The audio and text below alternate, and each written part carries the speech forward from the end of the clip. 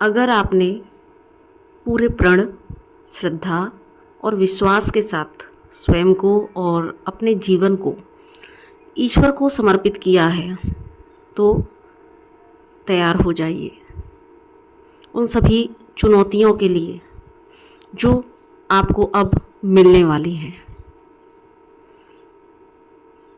और जो आपने श्रद्धा और विश्वास का दावा किया, ईश्वर के सामने प्रतिज्ञा की, तो एक बार स्वयं का आकलन भी कीजिए कि क्या ये सिर्फ शब्दों में ही निहित है या आप वास्तविकता में उस प्रतिज्ञा के ऊपर दृढ़ भी हैं। क्योंकि जब एक भक्त अपने आप को कंप्लीटली सरेंडर कर देता है, मीन्स उसने अपने आप को एक मिट्टी के ढेले के समान ईश्वर को समर्पित कर दिया कि यस, ये ले, मैं सिर्फ एक मिट्टी का ढेला हूँ और अब इसको आकार देना है तुम्हें। आपने सरेंडर क्यों किया? आपने इसलिए ही तो सरेंडर किया कि क्योंकि अब आपके हाथ में परिस्थितियाँ नहीं हैं, आपके हाथ में कुछ भी नहीं है जिससे कि आप अपने आप को खड़ा रख पाएँ, उन चुनौतियों का सामना कर पाएँ। और जब हम हार जाते हैं बेसिकली तभी हम इस एनर्जी में आते हैं। और कुछ विरले ही होते हैं जो जिनके पूर्व जन्मों की भक्ति भी होती है, तो वो विरले होते हैं जहाँ पर कि वो स्टार्टिंग से ही और खुद को एक समर्पण भाव में रखते हैं। तो ये क्योंकि एक यात्रा है, आध्यात्मिक यात्रा, जो कि जन्मों तक चलती आ रही है, चलती रहती है, तो ये डिपेंड करता है। लेकिन बेसिकली तो जब इंसान टूटता है, हारता है, तो जब उसके पास कोई चारा ही नहीं रहता तो ईश्वर को समर्पण करता है। और दूसरा एक जो विरले भक्त श्रेणी में होते हैं वो, तो जो भक्त श्रेणी में होते हैं उनके लिए इतना मुश्किल नहीं होता कि वो जो भी चुनौतियाँ आ रही हैं, जो भी दिक्कतें हैं, तो वहाँ पर उनका वो शेक जरूर हो सकते हैं लेकिन विश्वास उनका कभी अडिग नहीं होता। लेकिन अगर हमने परिस्थितियों बस खुद को ईश्वर को समर्पण किया है तो यस, यहाँ पर एक बार हमें अपना स्व आकलन करने की बहुत ज़रूरत होती है कि क्या सच में जो हमने समर्पण किया है वो सिर्फ कोरे शब्द हैं या हम समर्पण कर चुके हैं। क्योंकि यकीनन अगर परिस्थितियों से हार के हमने ईश्वर को खुद को समर्पण किया भी है तो यस, हम अनजान हैं, हम एक ऐसे मिट्टी के ढेले के समान है जिसका कोई आकार नहीं है, जिसको कुछ समझ नहीं है।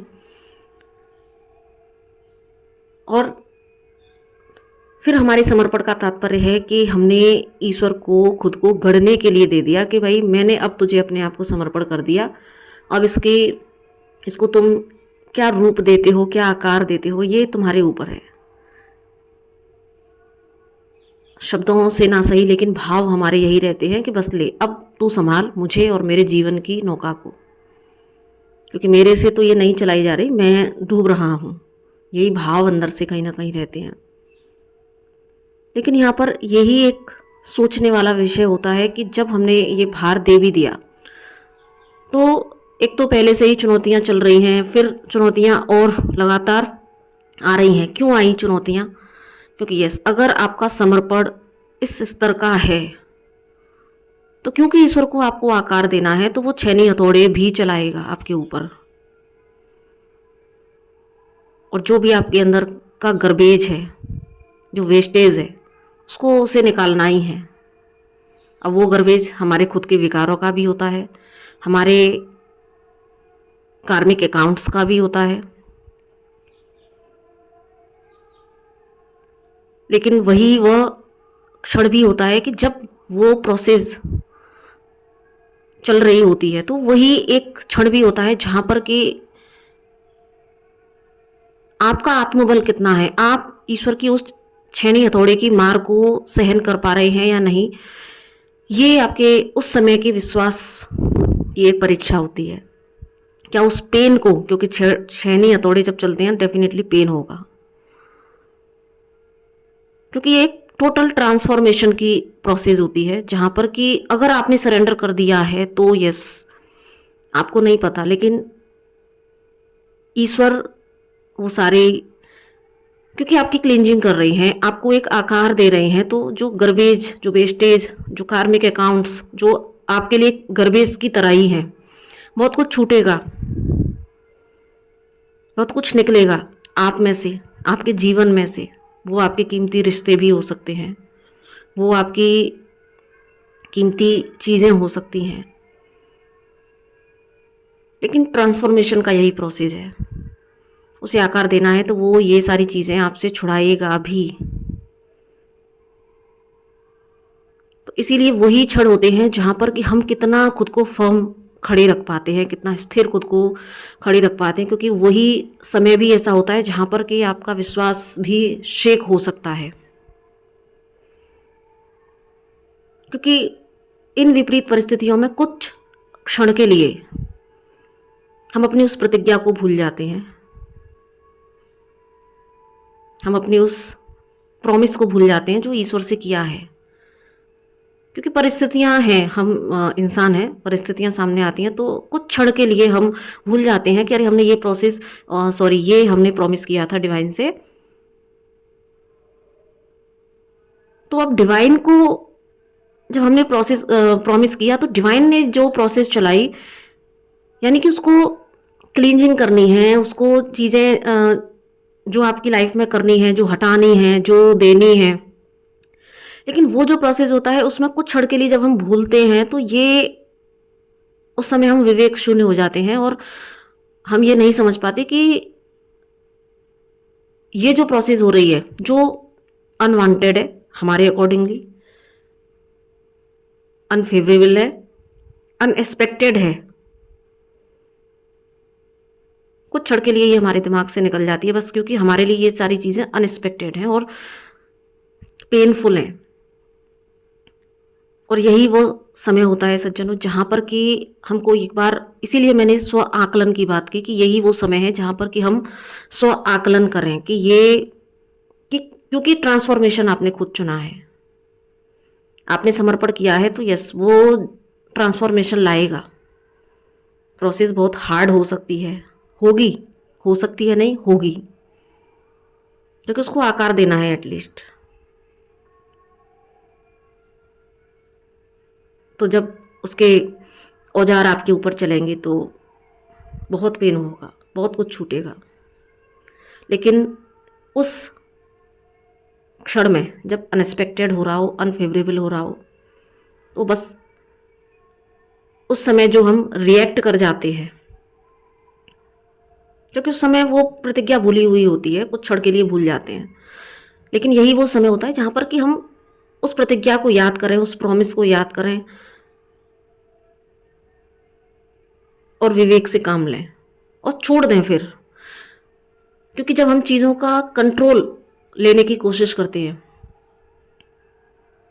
तो क्योंकि आपने कमान जो ईश्वर को दे रखी थी, कहीं ना कहीं आपका ईश्वर पर ट्रस्ट कमज़ोर है। अगर आपने खुद कंट्रोल करने की कोशिश की, मीन्स आप उस प्रतिज्ञा को, उस प्रॉमिस को भूल रहे हैं। और उस समय में अगर हम इतना विवेक रख पाते हैं कि यस, छोड़ दीजिए, बस आपका काम है, वो जो पेन आपको मिल रहा है, जो मार उस हथौड़ी की, उस छेनी की हमारे ऊपर जो पड़ रही है, तो बस कुछ समय के लिए ये पेन है, और क्योंकि ये पेन मेरे ईश्वर का दिया हुआ है तो ये भी मुझे प्रिय है। इस भाव के साथ जब हम उस पेन को अपने आप को कड़ा करके, मजबूत बना के हम सहन कर जाते हैं, तो यस, फिर वो जो मूर्ति बन के निकलती है, ये आपके समर्पण का प्रतिफल होगा। और ऐसा नहीं है सज्जनों कि जब एक भक्त इस कदर अपना समर्पण ईश्वर को करता है तो ऊपर से वो भले ही अपने औजार चलाता है, लेकिन अंदर से संभाल भी वही रहा होता है, क्योंकि अगर वो संभाले नहीं तो नहीं खड़ा रह सकता है इंसान। और फिर जब एक मूर्ति के रूप में, एक सुंदर मूर्ति के रूप में जब आप कन्वर्ट हो जाते हो, तो फिर आप उस मूर्ति को जब स्वयं देखते हो तो आप भी एक असीम शांति और सुख की ऊर्जा से भर जाते हो। और ईश्वर को भी उस समय गर्व होता है कि यस, इतनी तकलीफ देने के बाद भी, इतने नुकीले हथियार चलाने के बाद भी मेरा बच्चा खड़ा रहा, अडिग, विश्वास नहीं डगमगाया। तो हो जाने दीजिए उस प्रोसेस को। समर्पण किया है तो कोई किंतु नहीं, कोई परंतु नहीं। कंट्रोल भी अपने हाथ में नहीं लेना, just go with the flow. Surrender कर दीजिए डिवाइन को कि यस, संभालो मुझे, बना दो मुझे जो बनाना है। क्योंकि सज्जनों, ट्रांसफॉर्मेशन एक बहुत ही हार्ड प्रोसेस है, जहाँ पर कि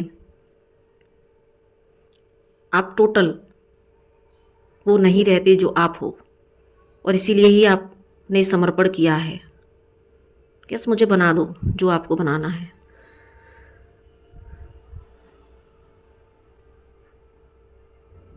तो आई होप कि ये वीडियो उन सभी सोल्स के लिए बहुत हेल्पफुल होगी जो कि ट्रांसफॉर्मेशन की पीरियड से गो थ्रू हो रहे हैं। क्योंकि ये वो समय होता है जहाँ पर कि पूर्ण समर्पण के बाद भी एक शेकिंग वाली एनर्जी आती है। तो बस हमको इस बात को समझना है, इसके गूढ़ तत्व को समझना है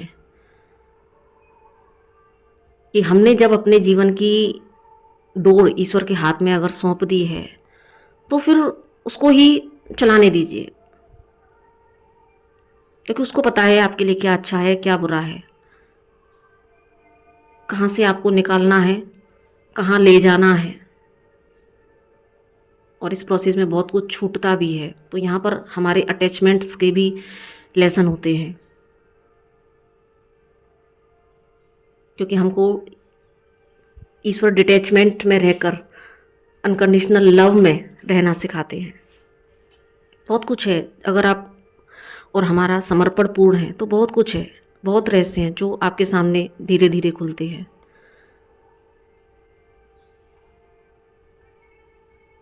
और ऐसा नहीं है कि सारी चीज़ें छूट जाती हैं, क्योंकि जब एक सुंदर मूर्ति के रूप में आप कन्वर्ट हो जाते हैं तो आप जानते हैं कि उस सुंदर मूर्ति को देखने हर कोई व्यक्ति आता है, उसकी प्रशंसा करता है। तो ये जो कुछ समय का प्रोसेस है जहाँ पर कि कुछ छूट रहा है, कुछ रूठ रहा है, कुछ भी चीज़ें ऐसी हो रही हैं जो अनएक्सपेक्टेड हैं, उस समय बजाय अपना धैर्य खोने के बस उनको हो जाने दीजिए, समर्पण कर दीजिए। अपने हाथ पैर मारने की ज़रूरत नहीं है। बस यस, उस समय भी बस एक ही प्रार्थना, मैंने सरेंडर कर दिया है, मुझे नहीं पता, बस संभालो आप। तो इसी चैनल मैसेज के साथ अपनी वाणी को यहीं विराम देती हूँ। और ज़रूर से ये उन सभी सोल्स के लिए बहुत फ़ायदेमंद होगा और उनके लिए एक, उनको इस परिस्थिति में खड़ा रखने के लिए ये जो ईश्वर ने कुछ शब्द निकलवाए हैं तो ये उनको ज़रूर से साहस देंगे, ऐसा मेरा विश्वास है। तो इसी के साथ में नमस्ते, राधे राधे।